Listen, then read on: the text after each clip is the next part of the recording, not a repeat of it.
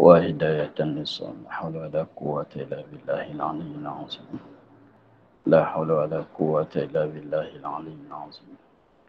اللهم أنحنا لمن نعرف به أوامرك ونعرف به نواهيك، وانصر أنت الفهم النبي والهم الملائكة المقربين، واخرجنا من الظلمات الوهم، وافتح لنا أبواب رحمتك، وعلمنا أسرار حكمتك يا رب العالمين.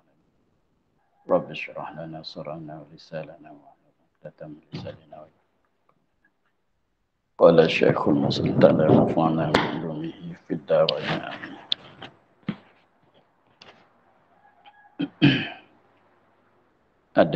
Ada suara tak? Okey Ustaz, okey. Ada Baba. Clear.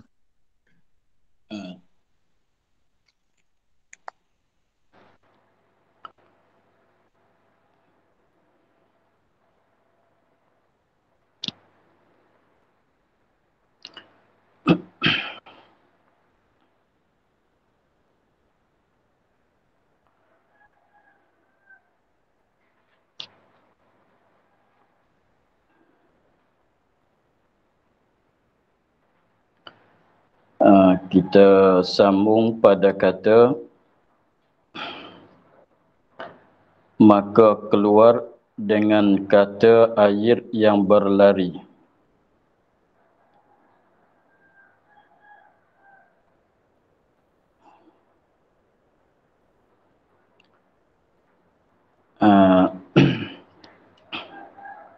Biasanya di situ pada petang yang kelas yang akhir itu kita sampai di situ, rasanya begitulah.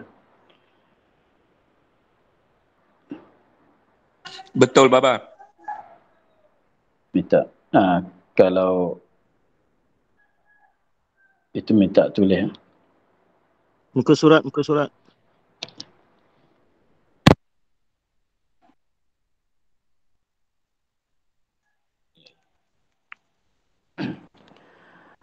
Maka keluar dengan kata air yang berlari jikalau ada air itu tenang pada tempat yang luas atau tempat sempit, sekira-kira berhubung seperti umpama benang atau kolam yang luas, ada sedikit airnya, sekira-kira 2 kolah atau lebih,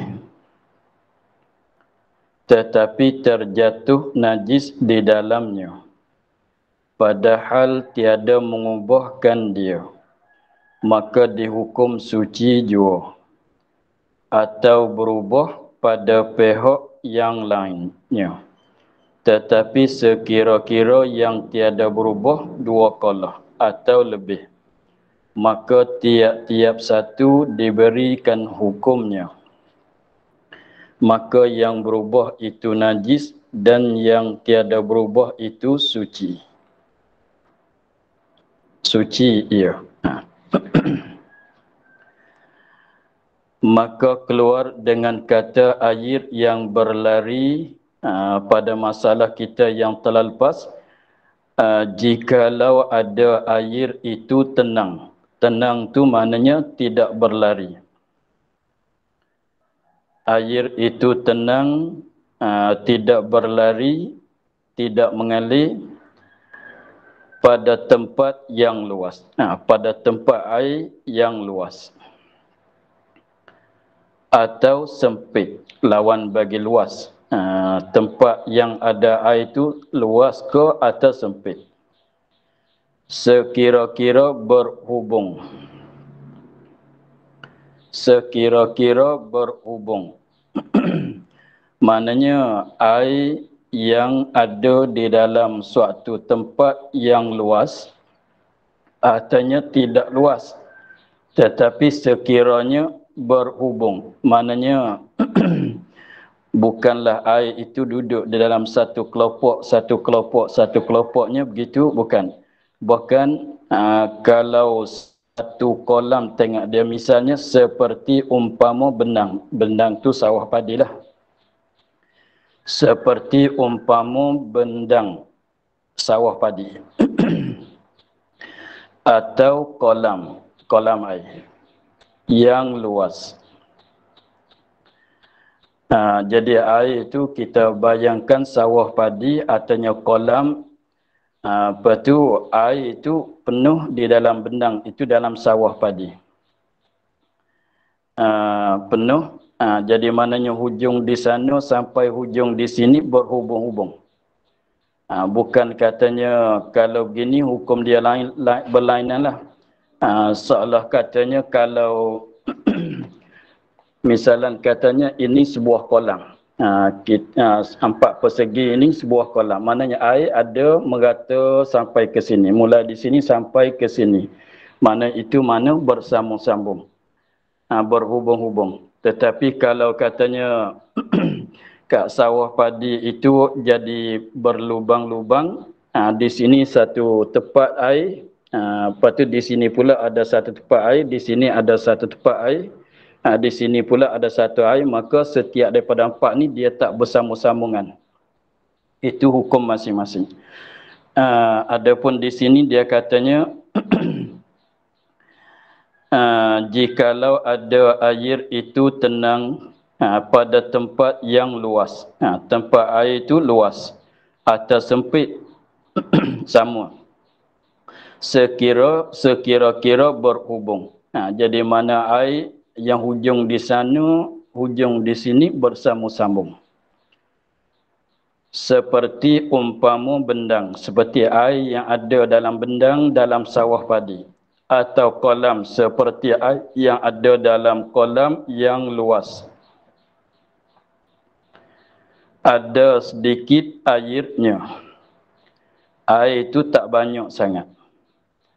Ada sedikit, tapi sedikit tu sekira-kira 2 kolah atau lebih. Sedikit pada pandangan mata kita, tetapi kalau tengok air itu 2 kolah atau lebih. Jadi kita bayangkan sawah padi, maka dalam sawah padi itu ada air. Kita katanya air itu tak banyak lah. Tidak dalam sangat. Sekadar satu jengkal saja. Kita fardunya begitu. Lebih kurangnya satu jengkal saja. Daripada bumi, air itu ada satu jengkal saja. Atau dalam kolam yang luas, air itu tak banyak. Musim kemarau, air itu ada sekadar satu jengkal saja. Lebih kurang itulah. Tengok. Sekiranya sampai 2 kolah. Kalau kita hipun kesemuanya, air yang ada dalam sawah padi itu, artinya air yang ada dalam kolam itu, kalau hipun kesemuanya, 2 kolah mesti boleh. Mesti dapat. Tetapi terjatuh najis di dalamnya. Tetapi terjatuh najis. Jadi masuk najis di dalamnya, dalam tempat yang luas atau sempit tadi. Padahal tiada mengubahkan dia.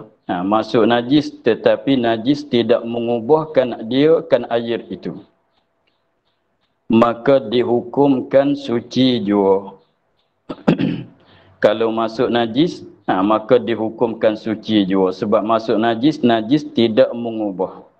Maka semuanya, air dalam sawah padi tadi tu dihukumkan suci ke semuanya. Kita katanya satu bidang sawah padinya, 4 persegi begini. Maka air itu adalah sekadar satu jengkal tu. Maka kalau kita hipum ke semuanya, satu buah sekeping, satu bidang, sebuah sawah padi itu, air itu 2 kolah atau lebih banyak. Maka sekiranya masuk najis, maka najis itu tidak mengubah. Maka air itu suci. Sebab dia air dah sampai 2 kolah atau lebih. Maka sekiranya sama macam air dalam kolah kita lah. Kolah depan masjid. Sekiranya kalau ada 2 kolah, sukatan dia tu 2 kolah atau lebih, maka sekiranya masuk najis, najis tidak mengubahkan air itu, maka hukumnya suci lah. Boleh kita ambil wudu. Atau berubah pada pihak yang lain, tetapi sekira-kira tiada berubah,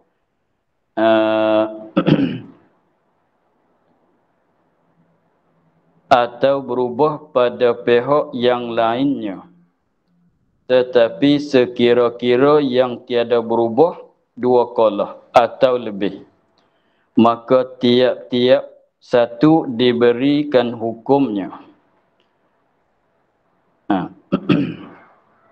Jadi yang tadi itu masalahnya satu bindang, satu sawah padi itu air di dalamnya 2 kolah atau lebih. 2 kolah atau lebih banyak.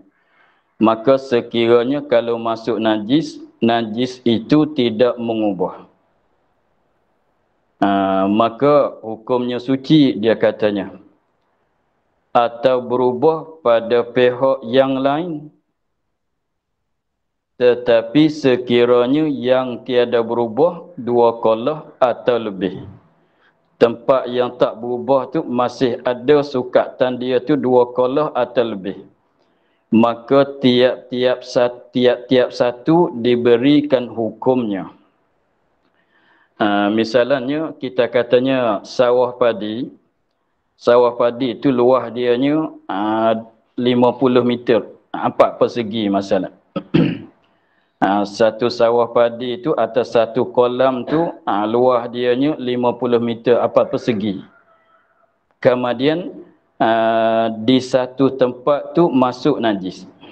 Contohnya 4 persegi begini. 4 persegi begini. Lepas tu di sini ni kita katanya di sini panjang dianya 50 meter. Sini 30 meter masalah. Kawasannya lebih kurang itulah. Sini 50 meter, ataunya 10 meter katalah. Jadi tepatnya agaknya pada huruf tu dikatakan luas. Maka di sini kita katanya kalau 50 tu luas sangat. 10 meter masalah. Kat sini 10, sini 5 masalah. Maka sekiranya di sini masuk najis. Di sini masuk najis. Ada lembu, dia buang najis di sini. Masuk najis di sini. Apabila masuk najis di sini, kawasan di sini tu berubah. Kawasan di sini berubah. Tetapi di sini tak berubah. Di sini tak berubah, kawasan dianya, kawasan tak berubah tu sampai 2 kolah atau lebih. Rupanya begitu. Jadi kita katanya bucu sebelah ni, kat bucu sebelah ni masuk najis. Berubah kawasan dia. Kawasan masuk najis sebelah ni tu 2 kolah ke tidak air kawasan di sini ada berubah. Tetapi di sini dengan sebab dia jauh, dengan sebab antara di sini sampai ke sini dia jauh, maka di sini, kawasan di sini tak jadi berubah. Padahalnya kawasan dia tu kalau kita suka kawasan tak berubah tu boleh 2 kolah atau lebih. Maka dia katanya maka tiap-tiap satu diberikan hukumnya. Mana tempat maka tiap-tiap satu diberikan hukumnya. Mana ambil hukum masing-masing. Apa maksudnya? Maka yang berubah itu najis. Tempat kena najis yang jadi berubah, di situ air mutanajis. Dan yang tiada berubah, bucu sebelah ni, yang jauh sikit ni, tak jadi berubah, maka dia kata yang tiada berubah itu suci ia. Kenapa? Dan yang tiada berubah suci ia yang tiada berubah. Kerana lagi ia, yakni kerana kekal ia 2 kolah. Mana kerana di situ tu masih ada air tu sukatan dia tu 2 kolah. Kerana lagi ini kerana baki dia 2 qalah. Mana dia kerana dia tu masih ada 2 qalah. Jadi gitulah macam Zani. Kita katanya di sini, kawasan di sini ada masuk najis. Ada masuk najis. Maka di sini berubah. Maka dengan sebab berubah, maka jangan kita ambil wuduk di sinilah. Jangan kita ambil wuduk di sini sebab di sini air dah berubah. Maka kita pergi kepada di sini pula, di bucu sebelah ni, tengoknya tak berubah. Berubah tak berubah tu kira pada rasaan dia, pada baunya, pada warnanya. Maka sekiranya kalau di bucu ni tu, maka kita kira katanya kawasan, kita cuba buat lingkungannya begini, kawasan di sini dah lagi 2 qalah. Mana masih ada sukatan dia tu 2 qalah. Tak berubah. Maka di sini hukum suci, di sini hukum najis. Jadi ambil hukum masing-masing. Di situ. Walaupun kita katanya air itu tak begitu dalam sangat satu jengkal sekalipun, tetapi kawasan yang tak berubah tu dah sampai 2 qalah, masih lagi 2 qalah. Maka tempat tak berubah tu suci, tempat yang berubah tu najis, walaupun di dalam satu tempat sekalipun. Tapi naknya tempat yang jadi luas pada uruf. Bersalahan jika tiada sampai yang tiada berubah itu 2 qalah, maka dihukumkan najis sekaliannya. Jadi satu bidang tu najis ke semua. Jadi contohnya, maksudnya di sini, di bucu di sini masuk najis. Di sini masuk najis. Berubah. Maka kita tengok di sini tak berubah. Di sini tak berubah, kawasan di sini kita tengoknya masuk najis di sini. Maka najis itu berjerak mari sampai ke sini, sampai kat tengah. Maka di bucu sebelah ni tak berubah. Tetapi air dia, kawasan tak berubah tu tak sampai 2 qalah. Kawasan yang tak berubah tu tak sampai 2 qalah. Tengok pada sukatan mata kitanya tak sampai 2 qalah. Maka di sini pun dihukum kata najis juga. Jadi pendek katanya, dalam umpama sawah padi itu kita bagi orang yang peladang, orang yang buat sawah padi itu boleh dia nak ambil wuduk air dalam sawah padi dia. Walaupun air tak jernih, itu tak ada masalah sebab berubah dengan sebab tanah. Jadi air di dalam sawah padi biasanya luas juga, satu bidang satu keping dia tu luas juga. Maka kalau satu tempat tu masuk najis, kawasan yang berubah tu tentulah kawasan yang berubah itu tentulah najis, tak boleh kita nak ambil wuduk di situ. Maka kita tengok sebelah lain pula. Maka sebelah lain pula tu sekiranya kalau tak berubah, maka tengok di situ tempat kawasan yang tak berubah dengan sebab masuk najis sebelah sana, maka sebelah ni yang tak berubah tu sampai 2 qalah ke tidak, kawasan yang tak berubah. Kawasan yang tak berubah tu sampai 2 qalah ke tidak. Sekiranya kalau sampai 2 qalah kawasan tak berubah tu, maka di situ suci. Boleh kita ambil wuduk di situ. Tetapi kawasan yang tak berubah itu tak sampai 2 qalah, maka dihukumkan dia pun mutanajis juga. Dengan sebab dia tak sampai 2 qalah. Itu maksud katanya bersalahan jika tiada sampai yang tiada berubah itu 2 qalah. Maka dihukumkan najis sekaliannya. Jadi semuanya najis ke semua. Yang tepat berubah pun najis, yang tak berubah pun najis juga. Mutanajis juga. Dengan sebab dia tak sampai 2 qalah. Kerana masuk di dalam kata air yang 2 qalah manakala berubah sekaliannya. Kerana ini ilat pada dihukumkan najis sekalian. Kenapa dihukumkan najis sekalian?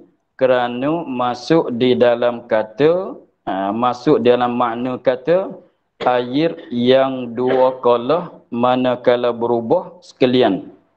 sedikit sekalipun, sedikit berubah yang sedikit, sedikit sekalipun berubah yang sedikit sekalipun, berubah tu dengan najis, jadi najis air tu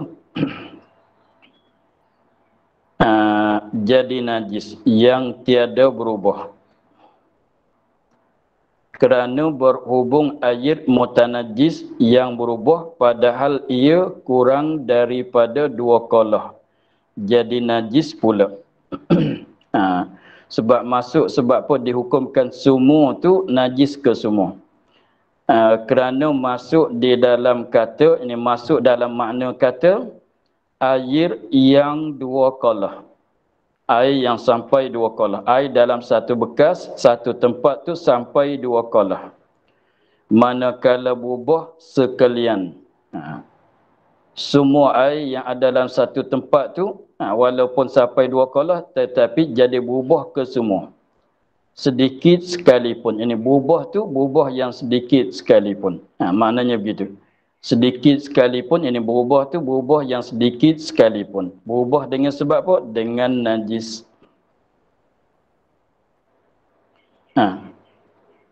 Berubah tu dengan najis, yakni dengan sebab masuk najis, dengan sebab bersentuh dengan najis, berhubung dengan najis. Hukumnya jadi najis yang tiada berubah. Yang tak berubah pun jadi najis. Jadi najis, yakni jadi mutanajis yang tiada berubah. Kerana berhubung air mutanajis. Kerana berhubung, ini bersambung-sambung air mutanajis yang berubah. Padahal ia kurang daripada 2 kolah. Padahal dia tu tak sampai 2 kolah. Jadi najis pula. Jadi contohnya air kalau sampai 2 kolah atau lebih banyak, maka sekiranya kalau masuk najis, maka kesemuanya dia jadi najis kesemua. Tapi syaratnya ada berubah. Sekali lagi tengok dia katanya kerana masuk dalam kata air yang 2 kolah. Manakala berubah sekalian air yang adalah air dalam satu tempat, dalam satu bekas itu, sukatan dianya dah 2 kolah atau lebih. Tiba-tibanya masuk najis. Apabila masuk najis, maka jadi berubah kesemuanya air. Air dalam satu bekas. Walaupun berubah tu berubah yang sedikit sekalipun. Maknanya kalau kita perhati, nampak kata berubah. Kalau tak perhati, tak nampak kata berubah. Contohnya air dalam kolah masalah. Air dalam kolah, sukatan dia tu sampailah, banyaklah. Maka ada masuk air kencing masalah. Apabila masuk air kencing, kemudian ada seorang tu dia kucaikan akan air kencing tu sehingga air kencing tu meratai sekalian kolah. Maka jadi berubahlah. Jadi bau busuk air itu artinya jadi masin ke masalan, maka jadi berubah ke semuanya, walaupun berubahnya sedikit, maka dihukumkan najis. Dia katanya jadi najis yang tiada berubah kerana berhubung air mutanajis yang berubah. Padahal ia kurang daripada 2 kolah. Najis pula. Ya, dia begini. Dia katanya jadi najis yang tiada berubah. Jadi contohnya kita katanya ini 1 kolah. Ni kolah masalah. Maka apabila masuk najis, masuk najis di sini, apabila masuk najis di sini, maka kesemua kawasan di sini tu jadi berubah kesemuanya. Apabila jadi berubah, tempat yang jadi berubah mutanajis kesemuanya. Apabila tempat yang kawasan di sini berubah, dengan sebab berubah, maka jadi mutanajis. Maka dia berhubung dengan sini, berhubung dengan sini, berhubung dengan sini, maka kesemuanya jadi mutanajis. Dengan sebab yang tak berubah tu tak sampai 2 kolah. Gitu. Padahal ia kurang daripada 2 kolah. Jadi najis pula. Contohnya air 2 kolah tadi, kita katanya masuk najis di sini. Apabila masuk najis di sini, kita katanya kolah di depan masjid. Kolah di depan masjid besar jugalah dia tu. Kemudian masuk najis di sini. Apabila masuk najis di sini, kawasan di sini separuh dianya berubah ke semua. Separuh lebih-lebih tu berubah ke semuanya. Maka kawasan yang berubah jadi mutanajis ke semua. Kemudian kawasan yang tak berubah tu tak sampai 2 kolah. Ada satu bucu dia tak berubah, tetapi kawasan tu tak sampai 2 kolah. Maka dengan sebab dia bersambung dengan air mutanajis yang tak sampai 2 kolah yang tak berubah tu, jadi mutanajis juga. Itulah. Jadi pendek katanya, kalau air di dalam tempat yang luas, sekiranya kalau masuk najis di satu bucu masalan. Apabila masuk najis di satu bucu, maka kawasan yang masuk najis jadi berubah, maka situ memanglah dah mutanajis. Maka kita tengok sebelah lagi pula. Di bucu sebelah lagi pula, adakah berubah ke tidak? Kalau berubah, memanglah jadi mutanajis ke semuanya.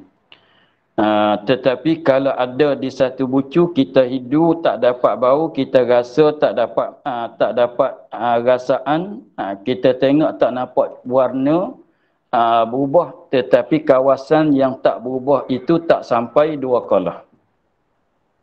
Kawasan yang tak berubah itu tak sampai 2 kolah, maka jadi mutanajis juga.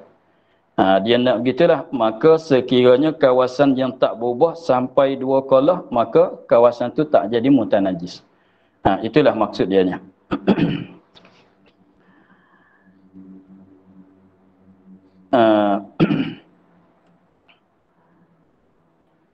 Kata pada hasyiah Jamal, dan telah memilih kebanyakan daripada ashab kami, yakni ulamu yang mutakaddimin. Kata di dalam hasyiah, kata pada hasyiah Jamal, ada sebut Syekh Jamal ada sebut di dalam hasyiahnya, sama juga di dalam kitab Tufah pun ada sebut juga masalah ini. Dia katanya telah memilih kebanyakan ashab kami. Kami ini mazhab Syafi'i. Kami yakni mazhab Syafi'i. Ashab kami yakni ashab Imam Syafi'i. Apa maksud dengan kata ashab kami? Yakni ulamu yang mutakaddimin. Itu dengan kata ashab kami. Ulamu yang mutakaddimin, yang setengah daripadanya Imam Haramain, hingga ke atasnya, sehingga sampai ke murid-murid bagi Imam Syafi'i, itu dikatakan ulama mutakaddimin. Katanya telah memilih kebanyakan daripada ashab kami, yakni ulama mutakaddimin daripada mazhab Imam Syafi'i, memilih apa? Memilih mazhab Imam Malik. Memilih mazhab Imam Malik, yakni memilih akan pendapat bagi Imam Malik. Pilih mengikut mazhab Imam Malik untuk memfatwakan. Apa dia mazhab Imam Malik? Bahwasanya air itu tiada menajiskan dia. Air tak akan dinajiskan air itu. Air itu tiada menajiskan dia kan air, melainkan dengan berubah. Dan jika tiada berubah, suci. Ia air. Jikalau sedikit. Jadi mazhab Maliki, dia katanya air kalau masuk najis, kita tengok berubah ke tidak. Maka sekiranya kalau tidak berubah, maka sucilah air itu. 2 kolah atau tak sampai 2 kolah, sama. Ni kalau mazhab kita nya begini. Kalau mazhab kita Syafi'i, air kalau tak sampai 2 kolah. Dalam mazhab kita kira katanya air sampai 2 kolah atau tak sampai 2 kolah. Kalau air itu tak sampai 2 qalah semata-mata masuk najis walaupun tidak berubah, air itu dah jadi mutanajis. Air dalam satu baldi 10 liter masalan. Masuk najis sedikit saja walaupun tidak berubah. Najis yang tiada dimaaf. Maka walaupun tak berubah sekalipun, air dalam satu baldi yang 10 liter saat itu dah jadi mutanajis. Sekiranya kalau air itu 2 qalah ke atas masuk najis, kalau tak berubah maka suci. Itu mazhab kita. Adapun mazhab Imam Malik, dia katanya air tak payah kira 2 qalah ke tidak 2 qalah. Air sampai 2 qalah ke tak sampai 2 qalah. Sekiranya masuk najis. Sekiranya masuk najis, maka apabila masuk najis, tengok berubah ke tidak. Berubah ke tidak. Maka sekiranya kalau berubah, maka jadi mutanajis. Sekiranya kalau tak berubah, maka suci. Maknanya kalau kita mengikut dalam mazhab Imam Malik, air dalam satu baldi itu 10 liter. Masuk najis sedikit saja, tak berubah. Maka kalau kita mengikut mazhab Imam Syafi'i, air itu jadi mutanajis. Sebab tak sampai 2 qalah, sebab masuk najis. Walaupun tak berubah. Tetapi kalau kita mengikut mazhab Maliki, air dalam baldi yang 10 liter masuk najis tak berubah tadi, masih suci. Masih suci. Boleh kita nak ambil wuduk, nak mandi junub dengan dia. Begitulah. Itu mazhab Imam Malik. Itu mana katanya bahwasanya air itu tiada menjadi menajiskan dia melainkan dengan berubah. Kalau tak berubah tak jadi mutanajis. Dan jika tiada berubah suci. Kalau masuk najis tak berubah suci. Jikalau sedikit walaupun air itu sedikit masuk najis tak berubah. Air dalam satu cawan masalah. Air dalam satu cawan ada masuk najis. Tetapi tak berubah. Maka air itu boleh minum. Suci lagi. Tapi jangan minum kalau kita contohnya masuk najis, suci lagi. Walau dengan sebab dia tak berubah. Begitulah. Itu mazhab Syafi'i. Jadi dengan sebab itu mazhab Maliki. Jadi maknanya kalau kita tilik tu mazhab Maliki lebih ringan daripada mazhab Syafi'i pada masalah air yang tak sampai 2 qalah. Jadi mazhab Syafi'i jadi beratlah sikit. Sekiranya air tak sampai 2 qalah masuk najis walaupun tak berubah dah jadi mutanajis. Jadi mazhab Imam Maliki, dia tak kira sikit ke banyak, sampai 2 qalah ke tak sampai, dia kira katanya masuk najis berubah ke tidak. Tak berubah tak jadi mutanajis, masih suci. Maka jadi lega lah kalau kita mengikut mazhab Imam Maliki tu. Sebab tu dia katanya kebanyakan daripada ashab kita Syafi'i pilih memfatwa dengan mazhab Imam Malik untuk nak jadi kemudahan. Katanya seperti bahawa mereka itu katanya kata zaman seperti bahwasanya ini seolah-olah seperti bahwasanya mereka itu ini seolah-olah mereka itu. Tafsir mana begitu? Seperti bahwasanya mereka itu ini seolah-olah mereka itu ashab kami. Seperti bahwasanya mereka itu ini seolah-olah sebab bahasa Arab ka'annahum. Seperti bahwasanya mereka itu ini seolah-olah mereka itu ashab kami, menilik mereka itu ashab kami. Dia mengikut mazhab Maliki itu tilik kat mana? Dia fatwa dengan mazhab Maliki, tilik ke mana? tinggal mazhab Syafi'i, tak fatwa dengan pendapatan Imam Syafi'i, dia ambil fatwa dengan pendapatan Imam Malik, dia tilik ke mana? Seolah-olah mereka itu menilik mereka itu ashab kami memudahkan atas manusia, nak jadi kemudahan di atas orang kita. Dan jikalau tiada ia nyata di dalam tafsil seperti barang yang kamu lihat, dan jikalau tiada ia memudahkan nyata di dalam tafsil seperti yang kamu lihat. Kalau mengikut dalam tafsil yang kita dalam mazhab kita tak betul lah.